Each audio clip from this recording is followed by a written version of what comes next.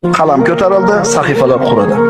Shuning uchun yiqilib ketishi aniq bo'lib turgan devorni ushlab qolaman deb o'ylama. Sen suvni oqishidan, shamolni esishidan, shishani sinishdan saqlab qolish imkoniyatim bor edi deb o'zingni g'amga tiqma. Chunki sindimi, demak sinish kerak. Burning yerga ishqalansa ham, dod desang ham shunday bo'lish kerak edi, bo'ldi. Qazo albatta amalga oshadi.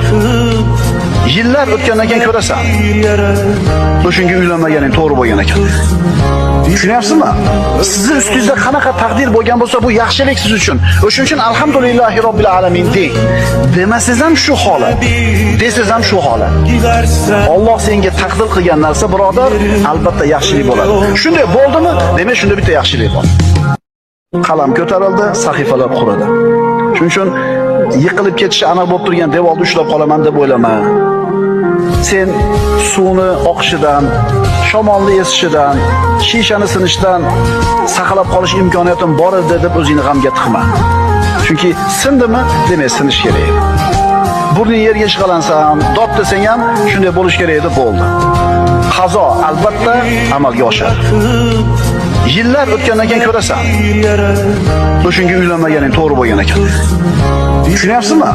Sizni ustingizda qanaqa taqdir bo'lgan bo'lsa, bu yaxshilik siz uchun. O'shuning uchun alhamdulillahi robbil alamin deng.